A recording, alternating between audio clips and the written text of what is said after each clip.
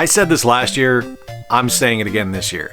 Ohio needs to be on your map if you like retro gaming conventions. What's going on, everybody? I'm Jay. Welcome to Square Pegs. I'm glad you're here. This is my third show in Ohio this year, and each and every show does something different. Each and every show is amazing. And today we are talking about TORG Gaming Expo. And first off, I want to thank Mike, Rachel, Eddie, the entire TORG team for having me out, taking a chance on a smaller YouTube channel, taking a chance on me. We've talked, we have a relationship. I was there as a media guest last year, but to be in as a special guest this year was truly appreciated. And to have my name up there with people that are significantly bigger than I am, but for Mike to believe in me and to have me there really meant a lot. So thank you so much, Mike. I really appreciate it. You guys have something special at TORG. And also, for the footage in this video, 99% of what you're going to see is because of Chris from the Game Dad Show. I was too busy to film this past weekend. It's a good problem to have, right? I was accompanied on this trip by my amazing wife, Meredith, and we made the drive down to Columbus, Ohio from Kalamazoo. The best part about it was we got to go out to dinner that night with our friends Chris and his wife. I'm not going to say her name because I don't think Chris has actually ever said her name in a video. So my friend Chris and his wife, Chris from the Game Dad Show, as well as the immortal John Hancock and our friend Justin, we went to a place in Plain City, Ohio called the Beer Barrel. It is one of my favorite weekends of the year, and I'm here with one of my favorite people. What's up, Game Dad? Hi. I love you, boo. We are here in Columbus, Ohio. It is time for TORG Gaming Expo. It is one of my favorite weekends of the year, and we're getting some food at the Beer Barrel in somewhere. I don't remember where. It's the one near Dublin, Ohio. Plain City? Plain City, yeah, that's it, Plain City. We are here to have some good food, to have some good fun, and to buy some damn games. Let's get to the show. Now, when I hear the name Beer Barrel, I don't think of delicious Italian food, but that's what you get there. For me, Beer Barrel is evocative of things like German food. We had an absolute blast. We were there for about 3 hours, hanging out, just spending time, and seeing a friend of mine in John and Justin, who I haven't seen in a few months. So it was great to reconnect and to be able to spend some time with them. And I really appreciate the opportunity to be able to not only go to the show, but also to be amongst my friends. Saturday morning, we woke up nice and early and we made the drive over to the Ohio State Fairgrounds, and we got into the convention with about 45 minutes to spare before VIP gates opened, and we got our table set up, and it was awesome. The YouTube area was amazing. Like I said, I got to see old friends like the immortal John Hancock. I got to see Brett Weiss, one of my favorite authors. I got to spend some time with Gamer Aimer again, who I just spent time with the week before in Detroit. I got to see Mr. Rightway, Steve Wright, and I got to meet Jeremy Klinger for the first time, who I will admit I hadn't heard of, but dude, your channel, blowing up. So good to meet you. Love your shorts work. Keep at it. It's awesome stuff. For the most part, Saturday was kind of a blur. It was a whole lot of selling, a whole lot of talking to people. I got to be in 2 panels. The first one was hosted by Mysticles. What's up, Mysticles? If you don't know Mysticles, check out his channel. Link will be down in the description below. On it as well was Thomas from Millennial Collector Ohio. Thomas is awesome. Just started off doing his own videos. His channel will be linked down below. And Brandy from Gamer Aimer, whose channel will also be linked down below. Stop me if you've heard this one before. Getting to talk YouTube on a panel and to answer fan questions and to interact with folks was amazing. Like, I'm not the best looking guy. I was a nobody in the industry. So it's not lost on me kind of the weirdness of people wanting to hear me talk about games, and it's also not lost on me how much I appreciate it. So being invited onto panels is a big deal to me. Being up there with my peers like Mysticles, like Brandy, like Thomas from Millennial Collector Ohio was a huge honor. It was really awesome to be able to talk to people and answer questions and interact with them on a panel. It was really fun. I also did another panel later in the day where I was on stage with everyone that was there that was a YouTube guest. So it was me, Gamer Aimer, the immortal John Hancock, Mr. Rightway, Jeremy Klinger, Brett Weiss. It was a kind of a general being a collector and being a YouTuber, how do you balance the two kind of conversation. It ended up being basically a Q&A, which was great. It was really all you needed, because that's kind of what people are interested in those panels, is they want to ask you questions, they want to interact directly with you. And it was nice to be able to sit there and talk to folks and answer their questions and kind of dig in on the things they were curious about. I really enjoyed that. The thing that really stuck out to me the most on Saturday was getting to meet people and getting to see people again, getting to meet people for the first time and getting to see people again I hadn't seen in a while. Like, I was able to see Dr. Scott from the Game Closet. I was able to see Jared and Eric. I got their names right this time. I didn't call them Jarek and Arid. From Retro Gaming Pandemic, Columbus's own. 2 of my favorite guys on the planet, just amazing guys. I got to meet Retro Rob for the first time, and if you don't know who Retro Rob is, you really should look him up on Facebook, because Rob's just... he fosters a positive community of people that love video games, and really that's all we need. I got to meet Gene from Caps Off Gaming, which he's my Beantown brother, man. It was so awesome to get to talk to you. Loved your question during the panel. That made me very happy to be able to break out the accent a little bit. I got to meet the guys from Retro Trade, which is super cool. We've been interacting for a while online, so get to meet them in person was really neat. And I got to officially meet Johnny Graphics, which was really cool, who I've talked to a couple of times online, but to actually meet in person was really awesome. The best part of this hobby is the people you meet. And that's everything from fellow YouTubers to fans of the show to just people that you talk to at a convention that have no idea who you are. It's legitimately my favorite part of the gig. I love it. I was energized the entire weekend, and for someone that doesn't do great in social situations where there's a lot of people around and I get worn out real quick, to be there and I think a lot of that had to do with Meredith being there. You know, she's kind of my human security blanket. So for her to be there and to be with me and to meet all these amazing people and to be around, you know, one of my best friends in Chris and John Hancock was such just an incredible experience. Like, I can't say enough how amazing this show was. Yeah. There you go, there's the first one. Something you don't see every day. Completon's box, JVCXI. Everything was in there on that one. Just a absolute thing of beauty. Immaculate condition. Fantastic. All right, you guys know I love writing on games. I love rental stickers. This is wrapping paper from Christmas. That's even cooler. That's amazing. Another thing that was really cool is I got to see some show organizers from other events. I got to see Brian from the Pittsburgh Gaming Expo. The thing I love about the Pittsburgh Gaming Expo is that it's a beautiful balance of everything. It's not just video games. There's tabletop games, there's board games, there's just a general kind of a nerddom. And I just really genuinely like Brian. He's someone I can see myself losing myself in conversations with, because he's just a really engaging dude, and he loves the same stuff I do, so that's always fun. I got to see Gary from Korgs. I got to give him a hug. It was awesome to see Gary again. He's legitimately one of the nicest guys and just a great convention organizer. The Columbus events, Korgs and TORG, are two diametrically different shows, but they're both incredible. You can't miss either of them if you're in Ohio or you're in the Columbus area, because they're just absolutely brilliant events. And I can't wait to go back to Korgs in June next year. I'm stoked for it. That's the first announcement for the year for 2024. I will be going to Korgs. It was also super cool to meet Joel from Long Island Retro. That's a show I've long been kind of enamored with from afar, or at least the idea of it. I think it's a brilliant idea for a design, and I'm hoping that we can work something out where I can attend this year. I would love to be able to go. I think there's something remarkably special about what they're doing there. By having a convention in an Air and Space Museum, it's just unbelievable. What a great idea. I just absolutely adore it. One of the other really fun things over the last year that is still bizarre to me, because I grew up a sports fan, so I went to sporting events hoping to get autographs from my favorite athletes.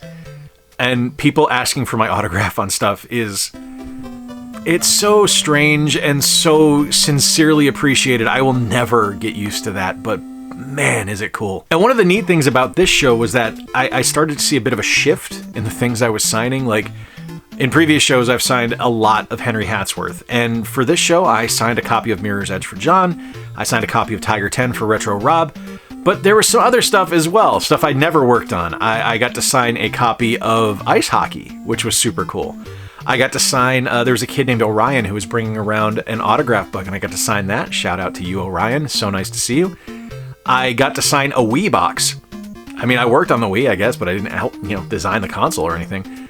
And I got to sign this for Kyle. I found it way online. And one of the games I was growing up, I really enjoyed the game.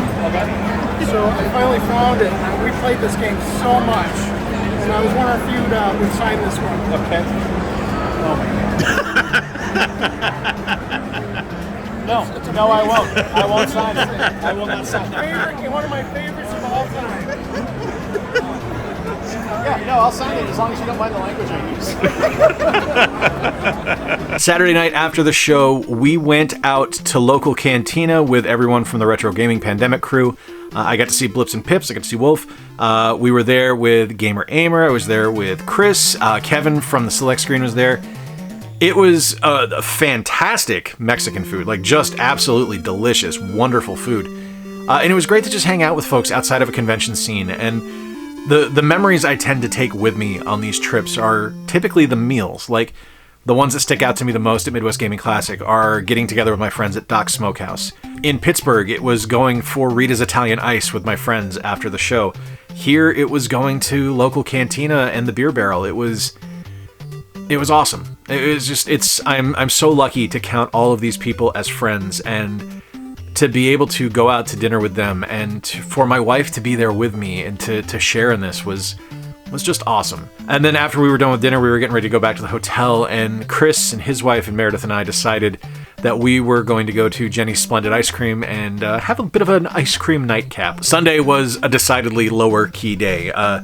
One of the things that happened on Saturday was everyone was there to meet Charles Martinet and the entire Mario Voice crew that was there, and they were a little offset from us on kind of influencer row there, but the line for Charles was insane, like just hundreds and hundreds and hundreds of people deep.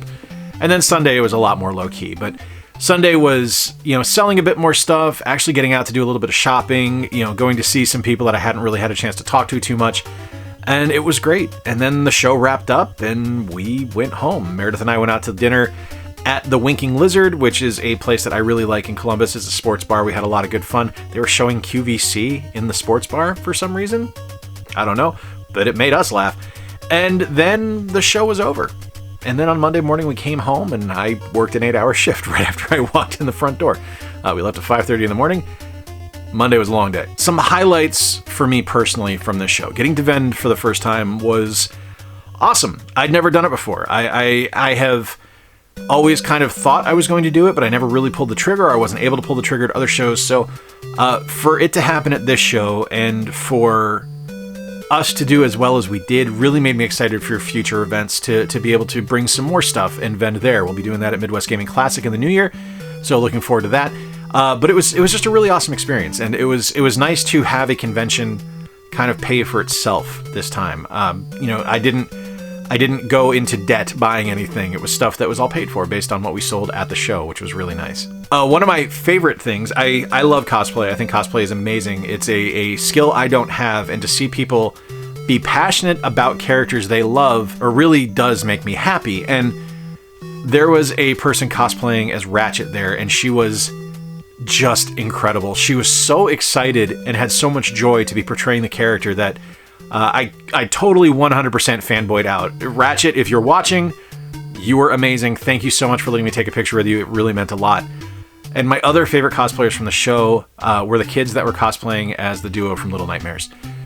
I was blown away by not only the quality of your costuming, but your dedication to staying in character. And I can't thank you enough for breaking character to say thank you to me.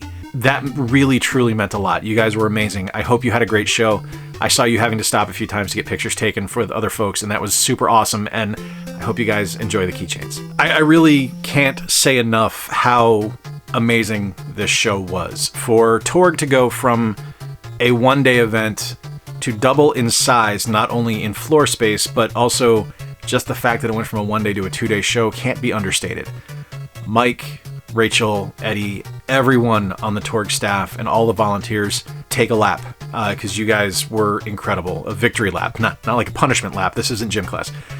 Take a victory lap because you guys absolutely crushed this show. But we're not just here to talk about me and how much fun I had at the show. You guys want to see the stuff I got. I understand. You guys want to see the pickups. It's legit. There was some good stuff. All right, a bit further back now because I've got some stuff to hold up so you guys can see it. And this one isn't so much a pickup as it is just insane to me. But that's my gigantic head on a piece of foam board.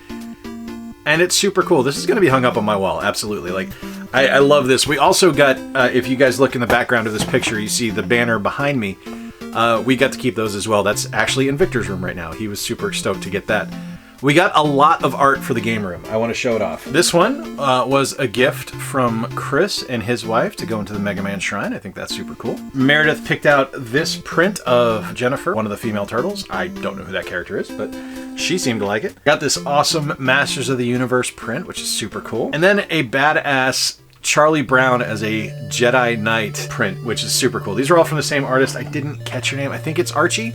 I think that's your name, and thank you so much for that. All right, closer now, because I'm done with the big things, so I can move a little bit closer. But one of the things I was super stoked about is my friend Rusty Shackles, who is an amazing artist, had a booth at the show, and I got a couple of awesome little prints from him. I bought a Rising Zan the Samurai Gunman print from him last year, and I got 2 more this year, which I just adore. First up is a Justice League Task Force print, which I just love. Like, I adore that terrible fighting game. But it's something that I love his artwork, and to see his take on some of my favorite characters, because I love DC Comics, was awesome. But that's not to be said that I hate Marvel Comics, and I love Spider-Man. And one of my favorite things about Spider-Man is when he was an unlockable character in Tony Hawk's Pro Skater 2, which is why I really desperately needed to own this piece. Rusty he's so talented, and for someone who is a hot-blooded tough guy, I gotta be honest with you, Rusty is like one of the biggest sweethearts I've ever met. He's so talented. He just digs the things I dig. I could talk to him for hours. I think he's great. I can't wait to see him at another show down the road. And yeah, you should follow him on Blue Sky because he is amazing. All right, here's let's talk periodicals, shall we? This one I picked up from Meredith just based on the absolute absurdity that this even exists. She saw this and came back to the booth laughing her head off that it was even a thing.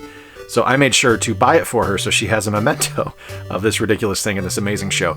And it is a Mario Party 9 strategy guide. I don't know if you heard her or not, but she just woohooed from upstairs. Why? Why is there a Mario Party strategy guide? I don't know. But I love that it even exists. It's silly, it's ridiculous, and it's kind of wonderful. I also picked up some periodicals. You guys know I like my magazines. I use those to make content with.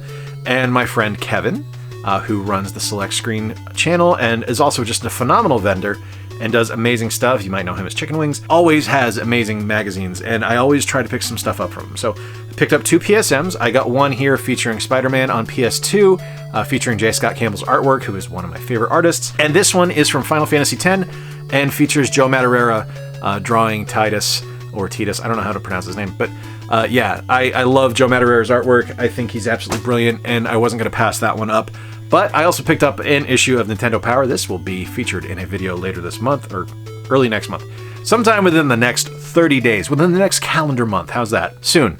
Soon is good. We'll go with soon. This is the Robin Hood Prince of Thieves issue of Nintendo Power. Nothing special really... Sorry, I hit my tripod.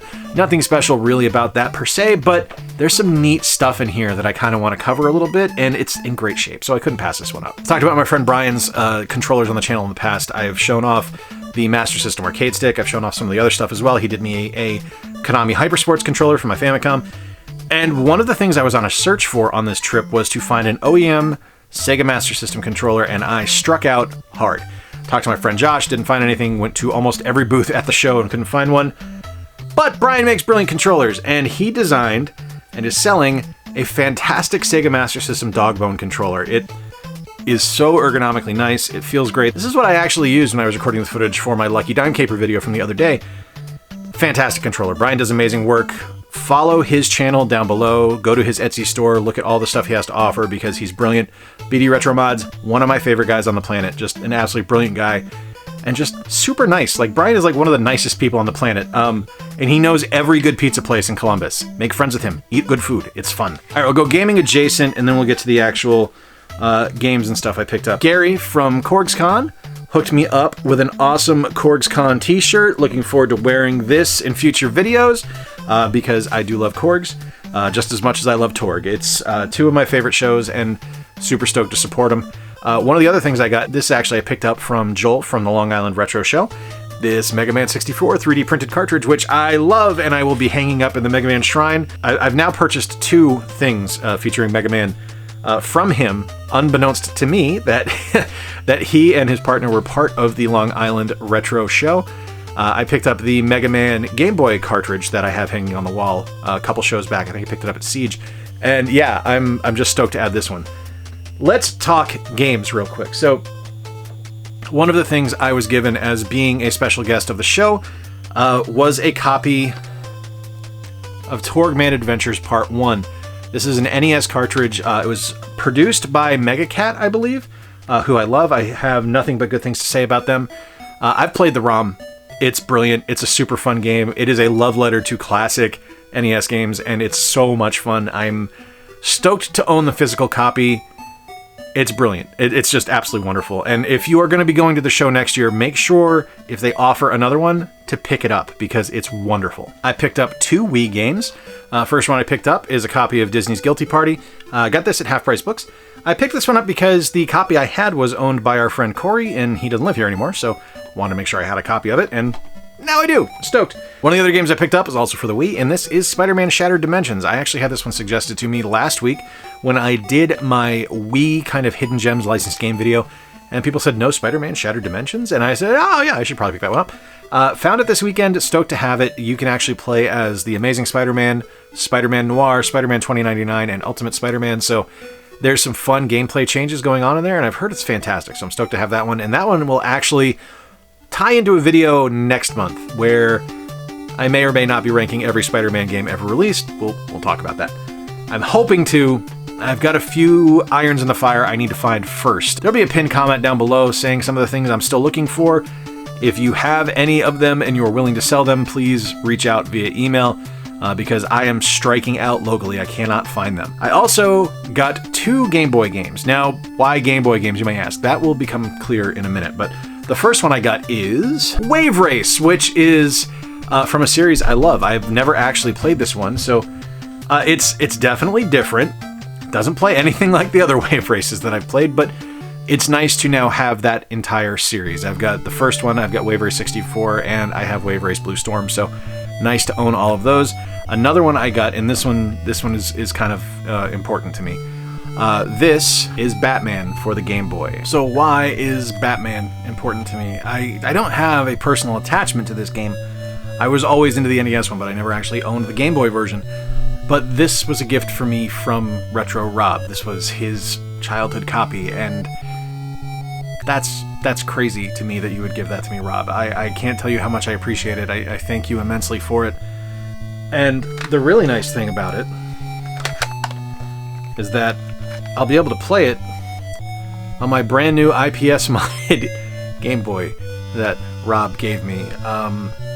Again, I don't take for granted any of this stuff. It's astonishing to me that anyone would want to give me a gift like that, or to support the channel in any particular way, whether it's any of my patrons or any of my channel members here. I don't take any of that for granted, and I appreciate it more than I can say. It's immensely impactful in my life. It's immensely important to me that I mean that much to anyone, and I can't thank you enough, Rob, for doing this for me. Thank you so much.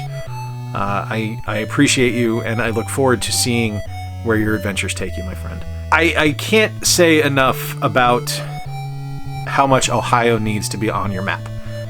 I went to 3 shows in Ohio this year. I went to the Cleveland Gaming Classic, which was one of the most professionally run and just astonishingly brilliant shows I've ever been to. Tom and his team there are fantastic. I went to Korg's, where Gary runs an amazing show that has just a huge variety of stuff for early generation gaming all the way up to today. And I went to TORG, run by Mike and Rachel, which is an event. It's massive. It's huge. There's something happening at all times. All of them are brilliant. All of them offer something different, and all of them are things you should be attending. Starting my convention year in Milwaukee and ending my convention year in Columbus is pretty cool to me. When I started this channel, it was a case of the big shows are all on the West Coast and all on the East Coast, and the Midwest is just kind of forgotten about. We're the flyover states, right? That's what we do. And to see this community kind of grow and change and embrace and show up, that's the biggest thing, is we show up to these shows. The Midwest Gaming Classic is the biggest show of the year. TORG is an event. The Pittsburgh Gaming Expo loves what it does and embraces gaming in all its forms. The Cleveland Gaming Classic is a sight and sound machine. There is so much to do and so much to see and so much to hear and experience. TORG's has incredible selections. The Illinois GameCon is an incredible show run by a dedicated team with a fantastic group of regulars that go and support from local stores. The Midwest is on the map. Support your local game conventions. Go to your local game stores, take part in the community, embrace the people around you, because you will find people that love the hobby as much as you do. Let me know in the comments down below, what shows do you want to see me at next year? My Midwest shows are definitely going to be happening, but if there's any outside of that you'd like to see me at, let me know and I'll reach out to the organizers. Until next time, folks, I've been Jay. Again, thank you to Mike and to Rachel and to the entire TORG team for running such an incredible event. Wonderful to see my friends, wonderful to spend time with people that I adore. Until next time, remember to play more games, stay square, and take care. I'll talk to you soon.